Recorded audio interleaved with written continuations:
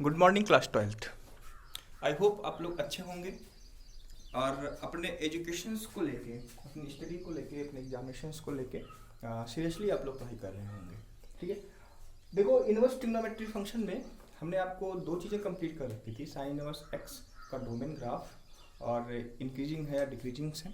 Similarly हम लोगों ने कॉस इनवर्स भी कंप्लीट कर रखा था। कॉस इनवर्स किस इंटरवल में 1/1 होगा और किस इंटरवल में क्या कहते हैं उसको 1/1 होगा, किस इंटरवल में 1/1 नहीं होगा, ऑन टू किस में होगा और ग्राफ क्या होगा। और उसमें ये भी चीज़ हमने डिस्कस कर थी की गई थी कि इनवर्स कैसे एग्जिस्ट करेगा। आज तो थर्ड ऑप्शन हमारे पास है बच्चे, वो tan थीटा का है। ठीक है ना, fx = tan x।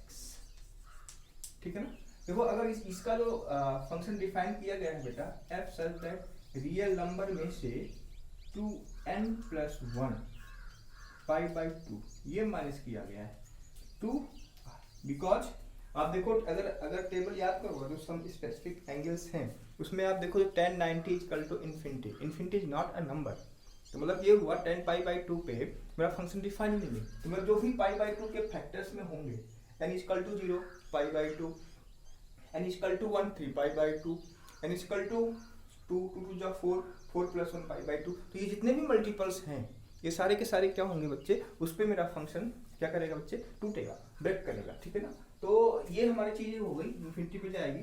तो इसमें मेरा फंक्शन क्या हुआ, इसमें अगर हम tan x की बात करें तो tan x के ग्राफ में अगर हम बात करें बेटा, तो ये आप देख लो कि tan x ग्राफ क्या है।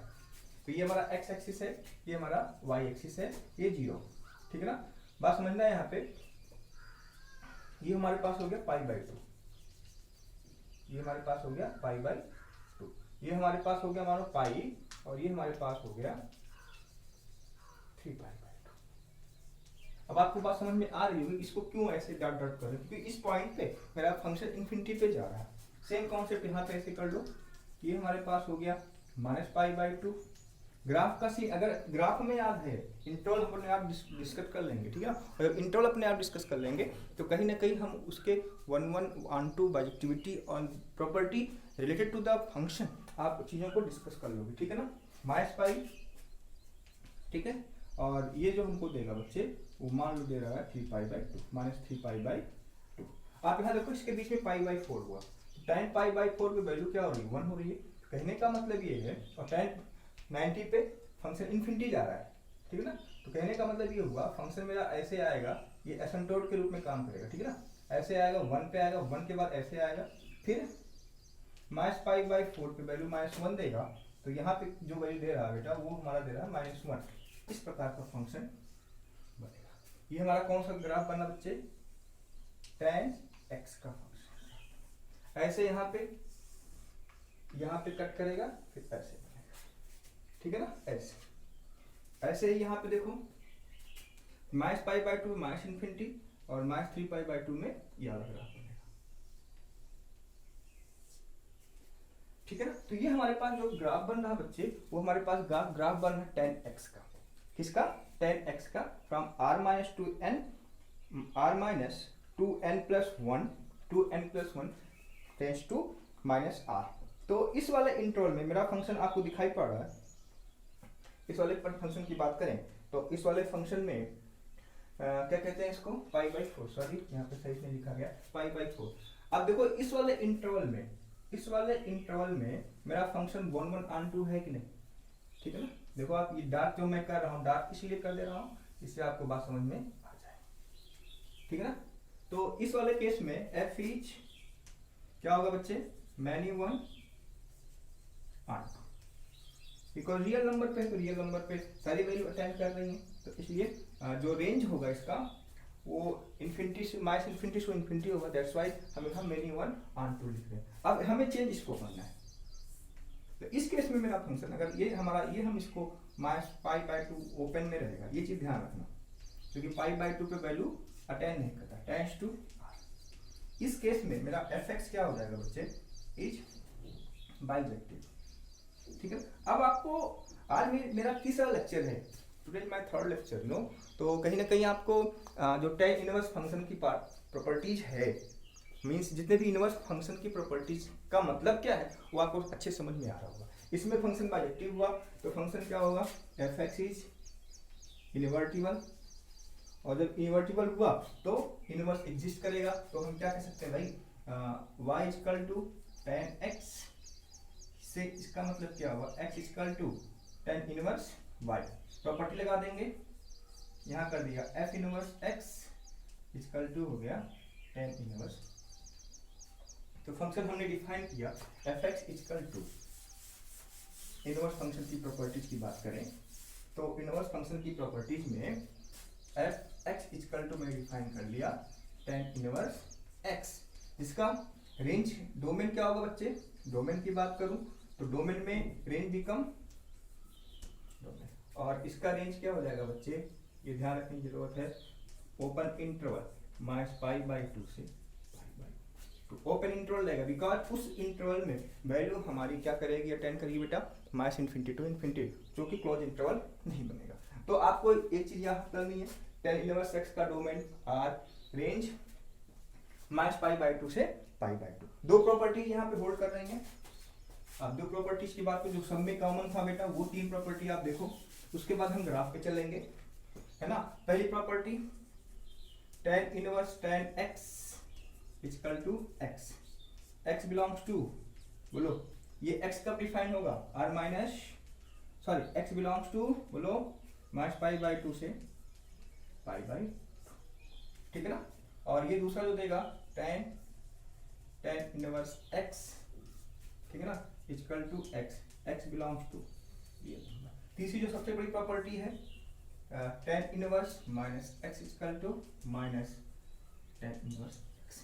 ये तीन प्रॉपर्टीज आपको ध्यान रखना। ये पीरियोडिक है, पता है आपको, ये पीरियोडिक, अंतर की बात करेंगे पीरियोडिक विद पाई, पीरियड पाई, और ये क्या है अपीरियोडिक, अपीरियोडिक जिसको हम बोलेंगे कांस्टेंट फंक्शन। क्या बोल देंगे बच्चे, कांस्टेंट। बात समझ में आ गई। तो ये बेसिक चीजें थी related to the tan inverse x, ठीक है ना। तो आगे देखो, अगर हम और आगे की प्रॉपर्टी की बात करें तो देखो यहाँ पे, अब इसकी ग्राफ की बात कर लेते हैं। ग्राफ की बात कर लूं तो ग्राफ में देख लो किस प्रकार की ग्राफ की बात होगी वो आप देख लो। ये हमारे पास एक्स एक्सिस, ये हमारे पास वाई एक्स, ठीक है ना। x हमारा r पे जा रहा है, अब देखो यहाँ पे x की सारी वैल्यूज क्या होगी, ये x हो गया, ये हमारा y हो गया। मतलब ये हुआ कि इसकी जो वैल्यू होगी ये पाई बाई टू हो गया, और ये जो है माइनस पाई बाई टू, ठीक है। यहाँ पे कोई वैल्यू होगी pi by four, pi by four value क्या देगा, 1 देगा। तो कहने का मतलब ये हुआ ग्राफ मेरा ऐसे जाएगा, ग्राफ मेरा ऐसे जाएगा, ठीक है। तो आप देखो ये अपोजिट कोऑर्डिनेट में फंक्शन क्या है, सिमेट्रिक है, तो that's why this is power function, ठीक है ना। ये क्या हो गया, पावर फंक्शन, ठीक है। अगर और इसकी बात करें, देखो ये वाला पार्ट झुका हुआ, भिखारी का कटोरा नीचे की तरफ, तो ये क्या देगा, कॉन्केव डाउन, कहां से, 0 से इन्फिनिटी की बात करेंगे, ठीक है। और यहां से 0 से माइनस इन्फिनिटी की बात करेंगे, मेरा फंक्शन क्या हो गया, बोलो मेरा फंक्शन क्या हो गया, कॉन्केव डाउन। तो हालांकि ये प्रॉपर्टी है, इसके बारे में विशेष हमें चर्चा नहीं करनी, जब हम आपको एप्लीकेशन ऑफ डेरिवेटिव डिस्कस करेंगे तो हम आपको उसके बारे में बताएंगे, ठीक है ना। ये बात आप लोगों को समझ में आ गई होगी, इसका मतलब क्या है, ठीक है ना। अब देखो ये मेरा फंक्शन इंक्रीजिंग है या डिक्रीजिंग, सिंपल सी बात है, इंक्रीज हो रहा है, ठीक है ना। तो इंक्रीजिंग है तो इंक्रीजिंग वाली प्रॉपर्टी दिखाई पड़ेगी। आइए कुछ क्वेश्चंस करेंगे हम लोग।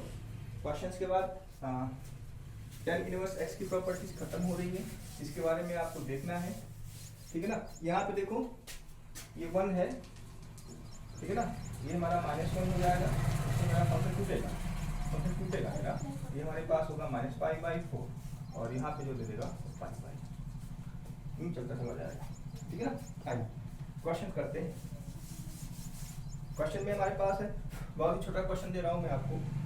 मान लो हमारे पास है टेन इनवर्स 1, तो टेन इनवर्स 1 को हम लिख सकते हैं टेन इनवर्स 10 पाई बाई 4 लिख सकते हैं। और 10 पाई बाई 4 में पाई बाई 4 बिलोंग करना इंटरवल में, नहीं बोलो, pi by 4 belongs to minus pi by 2 से पाई बाई, कैंसिल हो जाएगा, आंसर क्या आएगा बच्चे, पाई बाई 4, ठीक है ना। दूसरा क्वेश्चन देख लो, क्वेश्चन के फॉर्म को चेंज कर रहा हूं मैं, tan inverse 2 time cos 2 sin inverse 1/2, यही ना, ये मेरा क्वेश्चन। अब इसको सॉल्व कैसे करेंगे देखो जरा, किस प्रकार के क्वेश्चन सॉल्व करो। Sine inverse half, sine inverse half का मतलब क्या हुआ, π/6। तो ये देखो, इसको हम लिख सकते हैं tan inverse 2 cos 2 sin inverse, ठीक ना, sin π/6,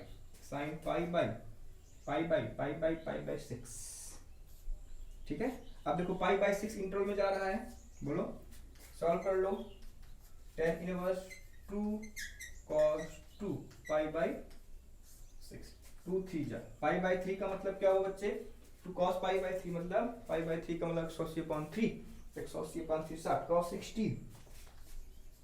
tan inverse 2 cos 60 yes π/3 लिख दो। अब π/3 का मतलब क्या हुआ, √3/1/2 का मतलब क्या हुआ, tan inverse 2 into 1/2 equal to क्या, tan इनवर्स 1। और tan इनवर्स 1 को हमने अभी भी सॉल्व किया है, वो हमारे पास वैल्यू के दे रहा है π/4। तो इस प्रकार के क्वेश्चंस आप लोग करो, और जो नहीं आए मेरे से पूछो। तो एक चीज़ तो ये हो गया कि आप लोगों को ये बात समझ में आ गई होगी कि भाई फंक्शंस का मतलब क्या है क्या नहीं है। आइए क्वेश्चन हम और अच्छा से करेंगे, बहुत ही शानदार क्वेश्चन है, बहुत ही शानदार, ठीक है ना, मतलब कहते हैं टॉप क्लास का क्वेश्चन है। देखो आप यहाँ पे, which is greater than, which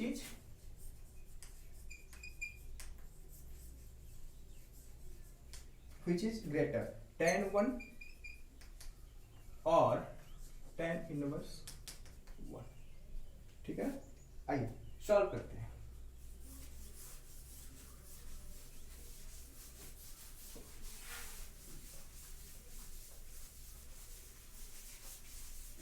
देख, tan 1 के एग्जिस्टेंस के बारे में नहीं पता है, इसको हमें टेबल देखना पड़ेगा तब जाके निकाल पाएंगे भाई tan 1 की वैल्यू क्या है। बट tan इनवर्स -1 को सॉल्व करेंगे तो tan इनवर्स tan π/4, ये क्या हो गया π/4। π/4 की बात करें, अब देखो ये this is free form angle, तो 3.14 में अगर 4 से डिवाइड करेंगे 0 पॉइंट समथिंग आएगा। इसका मतलब ये हुआ कि 1 हमेशा जो बड़ा होगा किससे बड़ा होगा, π/4 से।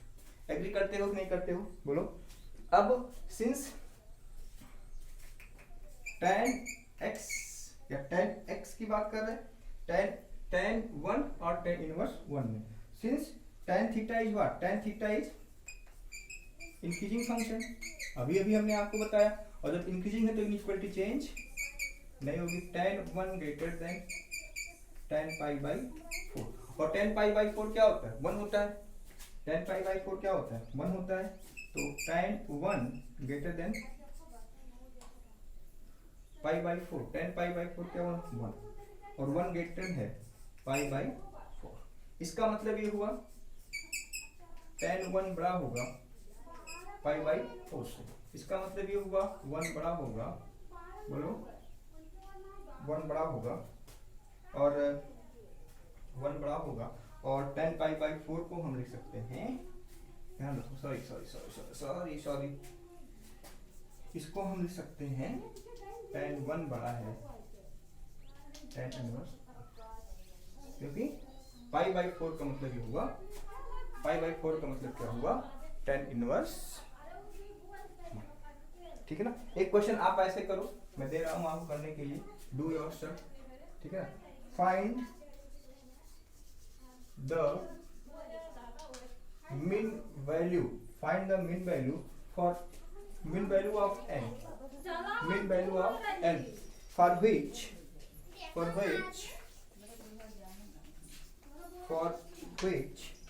tan inverse n/π greater than π/4। ये आपको प्रूव करना, बहुत अच्छा क्वेश्चन है, n बिलोंग्स टू, ये क्वेश्चन आप लोग प्रूव करो। Find the minimum value tan inverse n/π greater than π/4। बहुत ही आसान है, मिनिमम वैल्यू निकालनी है कि भाई मिनिमम वैल्यू कहाँ से स्टार्ट होगी, ठीक है ना। तो ये क्वेश्चन करिएगा आप लोग। और 10 हमने आपसे कहा, मैंने आपको 6 डेज देना है मुझे आपके इनवर्स ट्रिग्नोमेट्री फंक्शन पे, क्योंकि सिलेबस रिड्यूस हुआ है। मैं डिटेल में नहीं जाऊंगा, जो मतलब मैक्सिमम प्रॉपर्टीज हैं उसमें नहीं जाऊंगा, बिकॉज इस ऑनलाइन मोड में कोई भी वीडियो 15 से 20 मिनट में हो पा रहा है। तो 15 से 20 मिनट का मतलब एक लेक्चर कंप्लीट हो रहा है। तो एक लेक्चर हम on the basis of CBSE board discuss करेंगे, ठीक है ना। तो परेशान होने की जरूरत नहीं है, हम उतना ही पढ़ाएंगे जितना आपके बोर्ड में आने वाला है, ठीक है। तो ये चीज आप देखो यहाँ पे, अगर इनवर्स ट्रिग्नोमेट्री फंक्शन में सिर्फ आपके सिलेबस में इतना है कि उसका ग्राफ है, उसके डोमेन और रेंज है, और कुछ प्रॉपर्टीज हैं इनके बेसिस पे हमें क्वेश्चंस करने हैं। तो आप लोगों को एनसीईआरटी आर डी शर्मा के क्वेश्चन सॉल्व करने हैं। और रही बात डिटेलिंग की नॉलेज, बेटा जिस दिन हम लोग गेट टुगेदर होगा उस दिन हम बात करेंगे क्या है क्या नहीं है, ठीक है ना। आई होप ये बात समझ में आ गया। इसको मैं हिंट दे रहा हूँ आप लोगों को, जैसे कि कुछ है नहीं इस क्वेश्चन में, कुछ है नहीं, ठीक है। जैसे मान लो भाई मिनिमम की बात कर रहा है, तो tan इनवर्स आप देखो, tan इनवर्स n पाई की बात कर रहा है ग्रेटर देन π/4, और π/4 को हम क्या लिख सकते हैं, tan इनवर्स 1, ठीक है ना। बहुत ही आसान क्वेश्चन। ये हमारे पास क्या हो गया, n पाई ग्रेटर देन 1, ठीक है ना। tan इनवर्स से tan इनवर्स कैंसिलेशन लग गया, तो n greater than or equal to pi, ठीक है ना। और पाई की वैल्यू क्या है, n 3.14। तो मिनिमम वैल्यू क्या हो, आप सोचो 3.1444 कंटिन्यू, तो n की वैल्यू हम कहाँ से स्टार्ट करेंगे बेटा, n इक्वल टू 4 5 6 7 8 डॉट। तो मिनिमम वैल्यू क्या होगा, बोलो, मिन वैल्यू होगी n इक्वल टू 4, ठीक है ना। तो इस बेसिस पे आप लोग क्वेश्चन करो, है ना। कल के लेक्चर में हम कॉट इनवर्स x की बात करेंगे, और रेस्ट ऑफ द पार्ट नहीं होगा तो आप कर लेना, अदरवाइज हम देखेंगे, बता देंगे आपको, ठीक है ना। तो इस तरह से आपको इसके क्वेश्चंस करने हैं, ठीक है ना। तो आज इस लेक्चर में इतना ही बच्चे। कल हम लोग कॉट इनवर्स के बारे में बात करेंगे, उसके प्रॉपर्टीज क्या होता है और किस प्रकार की बात क्वेश्चंस हमें टैकल करना है, ये देखना है, ठीक है ना। तो आज के लिए इतना है बच्चे, थैंक यू।